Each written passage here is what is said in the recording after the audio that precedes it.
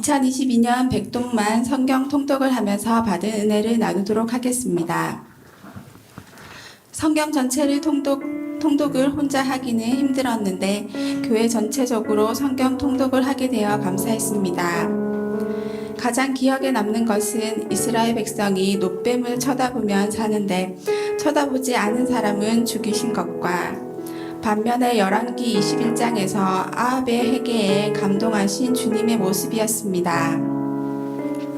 제가 보기에 아합의 회개는 악어의 눈물로 보이는데 악인이 한번 회개했다고 그렇게 감동하실 필요가 있을까 하고 생각했습니다. 그래도 그런 주님의 긍휼하심이 없었다면 저도 구원을 받지 못했을 것입니다. 저도 아합같이 악하고 주님을 무시하는 죄를 범하는 인간이기 때문입니다. 신약을 읽으면서 예수님이 오셔서 행하신 하나하나가 모두 기적이었습니다. 하지만 사람들은 믿으려 하지 않고 자기 눈앞에서 더 큰 기적을 보이라고 합니다.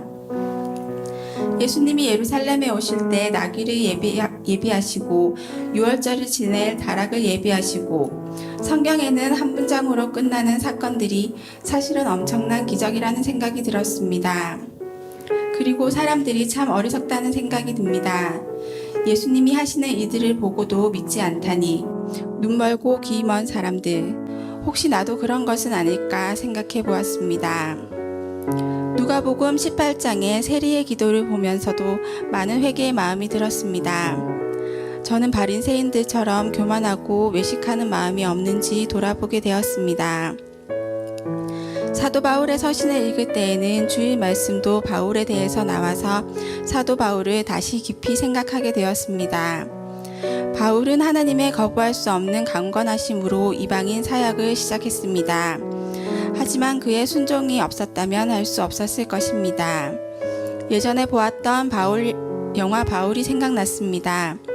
거기에서 바울은 자기가 핍박하고 죽인 사람들이 밤마다 생각나서 괴롭다고 했습니다. 물론 성경에 나와 있는 이야기는 아니지만 충분히 있을 수 있다고 생각합니다. 바울은 믿음이 좋아서 어떤 내면의 흔들림도 없을 거라고 생각했었습니다. 하지만 바울도 주님의 사역을 감당하면서도 내면에서는 끊임없이 일어나는 죄책감과 자기 연민, 자의식과 싸우고 있지 않았을까 하는 생각이 들었습니다. 저는 말씀과 기도를 가까이 할 때는 믿음으로 살고 있다고 생각하고 마음이 힘들고 시험이 들어 말씀과 기도를 멀리하면 나는 믿음이 없는 사람, 주님께 도움이 안 되는 사람, 쓸모없는 실패한 인생이라고 생각했습니다. 그래서 나는 왜 항상 실패할까 하는 마음이 들었습니다. 그런데 바울을 보면서 그건 어쩌면 내 생각일 뿐 주님은 나를 그렇게 보시지 않을 거라는 생각이 들었습니다. 제 안에는 죄와 싸우는 폭풍이 있을 수밖에 없습니다. 때로는 이기고 때로는 질 수도 있습니다. 하지만 다시 일어나서 또 싸우면 됩니다. 죄와 피 흘리기까지 싸우라고 하셨습니다. 죄와의 싸움은 제가 천국 가기 전까지 지속될 것입니다. 성경 통독을 시작하면서 남편과도 성경 통독 모임을 시작했었습니다. 중간에 한번 실패했지만 다시 다른 믿는 지인들과 남편과 함께 통독 모임을 시작했습니다. 스케줄에 맞춰 꼬박꼬박 못 읽을 때가 많지만 말씀을 가까이 할 수 있어 감사하고 말씀의 깨달음과 은혜를 주심에 감사합니다.